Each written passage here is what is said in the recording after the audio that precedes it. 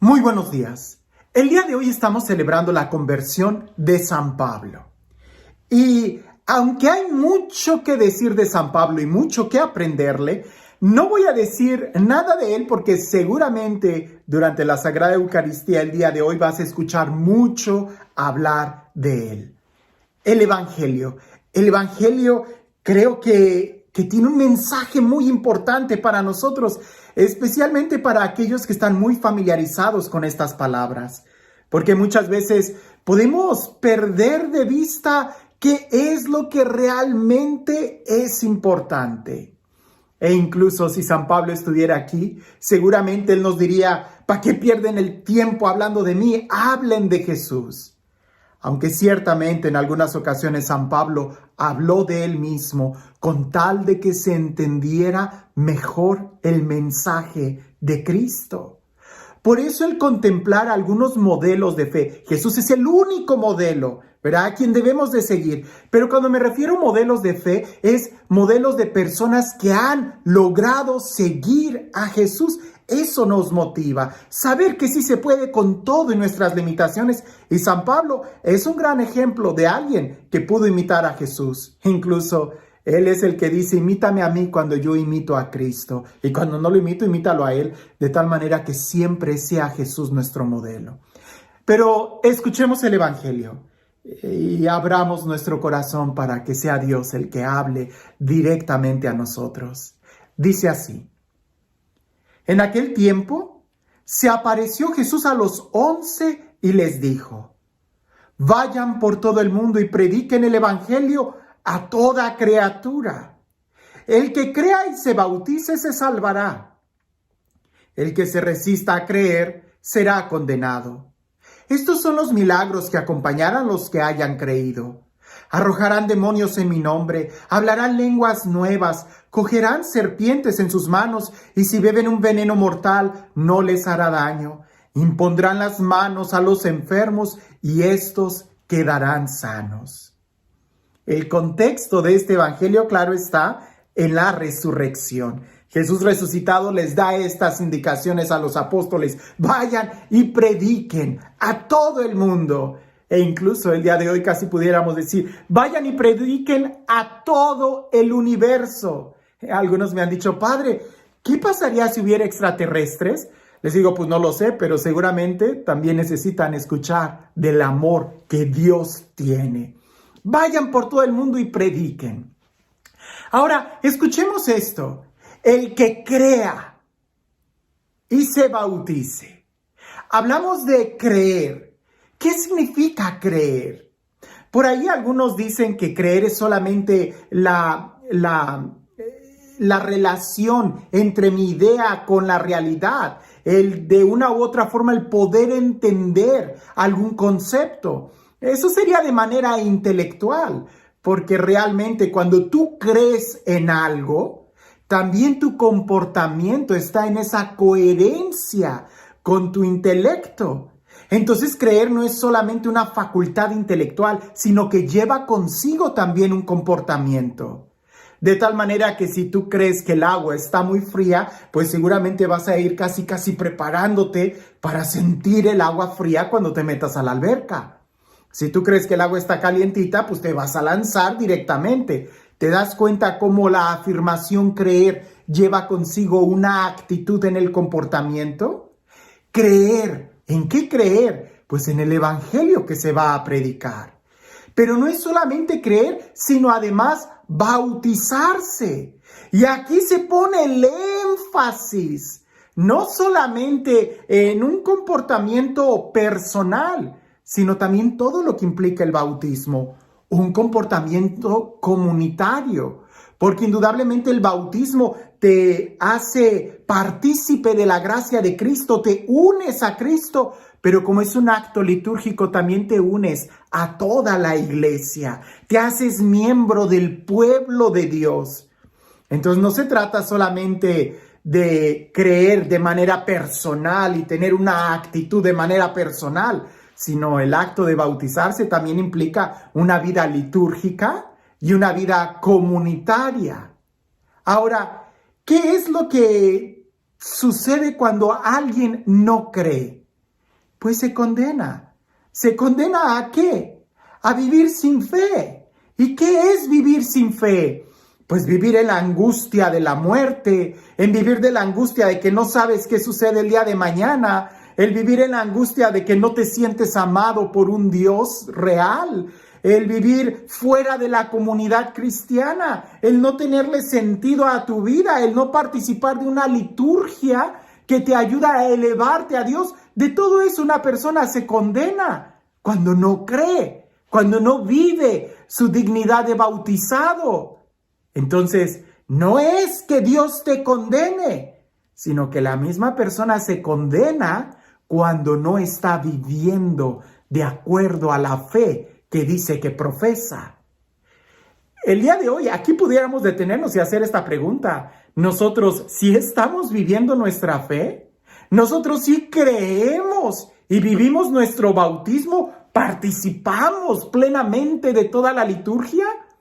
¿O no será que quizás nos estamos condenando y por la fuerza de la rutina no nos damos cuenta de que efectivamente tenemos en nuestro interior una angustia sobre la muerte, tenemos ataduras del pecado, todavía vivimos en la sombra, en el miedo, en el desastre?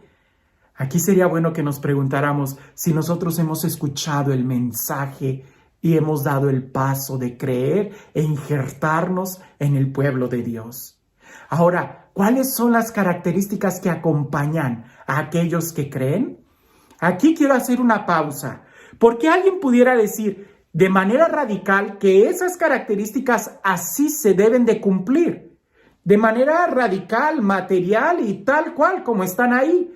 Sí, efectivamente, pero también podemos ver nosotros de una manera análoga cómo se deben de aplicar absolutamente a todos los que creen. Porque habrá algunas características que no van a aplicar para todos los que creen si las queremos ver de una manera radical o literal. ¿A qué me refiero? Vamos revisando una por una. Dice la primera característica: arrojarán demonios. Indudablemente, necesitas tener fe y creer en Jesús para poder realizar un exorcismo. Pero eso le compete más a los sacerdotes, al ministerio ordenado, a la jerarquía de la iglesia, especialmente a los obispos. Pero es que entonces, ¿a qué se refiere con los demás? Bueno, se refiere que los demás de una u otra manera tienen que liberar. ¿De qué demonios? De los demonios de la opresión, de la mentira, de la angustia, de la tristeza. Y ahí es donde el cristiano, con su fe y con la profesión de fe que hace, que vive, todos esos demonios se ahuyentan. Entonces no se trata solamente de realizar un exorcismo litúrgico, sino más bien de que nuestra propia vida sea luz y que los demonios huyan cuando nosotros alabamos a Dios, cuando nosotros vivimos de acuerdo al Evangelio. Otra característica es que hablarán lenguas nuevas. Posiblemente sí, hay muchos de estos dones dentro de la iglesia y muchos han experimentado y han sido testigos de esto. Por ejemplo, el padre Emiliano Tardif, en varias ocasiones cuando él estaba orando en lenguas, varios del auditorio que hablaban ruso y otras lenguas podían entenderle perfectamente en su propio idioma materno. Claro que el padre Emiliano Tardif nunca habló ruso, nunca habló algunos dialectos propios de ciertas culturas, pero la gente que lo escuchaba sí lo podía entender. Bueno, pero el padre Emiliano Tardif, porque le predicaba a muchísimas personas. Pero de manera ordinaria, tú y yo no vamos a quizás predicar en la televisión nunca o en un estadio lleno y aglomerado de tanta gente. ¿A qué se refiere entonces nuevas lenguas? Pues definitivamente la nueva lengua que todo mundo debe de hablar debe de estar en sintonía con el nuevo corazón que Jesús nos da. Y eso significa el lenguaje del amor. Eso significa el lenguaje de la alabanza, el lenguaje de la gratitud. Es muy característico que cuando alguien tiene un encuentro con Dios, no para de alabar a Dios, no para de dar las gracias, no para de bendecir. Ese Es un idioma nuevo que nosotros, todos los cristianos, deberíamos de conocer, hablar, practicar todo el tiempo. Ya no el idioma de la queja, ya no el idioma de la amargura, ya no el idioma de la crítica, sino del amor, del respeto. Como te das cuenta, aquí todos nosotros deberíamos de practicar y vivir esta característica. Esto pudiera ser como un examen para ver si sí estoy creyendo en Jesús o no. Si expulso los demonios, si hablo lenguas nuevas. La otra es coger serpientes en tus manos. Esto de una manera radical, pues sería un poquito absurdo. Alguien me va a decir, bueno, pero a San Pablo le mordió una serpiente en su mano y no le hizo daño. Sí, pero el texto dice que tú cogerás serpientes. Yo no creo, y aunque he sabido de algunos que andan haciendo show, ¿por qué es eso? Que agarran serpientes venenosas para comprobar que tienen fe. Yo más bien creo que eso es tentar más el evangelio, porque la idea sería que aunque vivimos en un mundo peligroso, el caminar y el mover los obstáculos no nos debe de hacer daño, ni nos debe de impedir nuestro trabajo en la evangelización.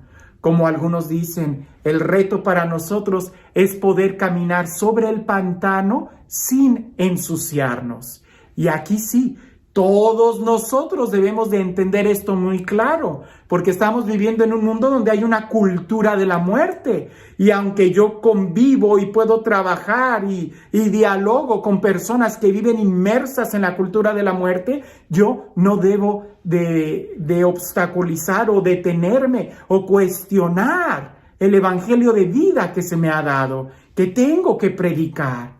Así que esto lo pudiéramos traducir el día de hoy como caminar en el pantano sin ensuciarse. Otra característica, y si beben veneno mortal, no les hará daño. Indudablemente para el que está enamorado de Dios, aunque le hagan fechorías, aunque quieran destruirlo, no le harán daño, porque su corazón está más que firme en Jesús. Impondrán las manos y los enfermos sanarán. Sí, no dudo que exista el don de la sanación de una manera milagrosa, lo creo. Pero aún para las personas que tienen ese don, no todos sanan.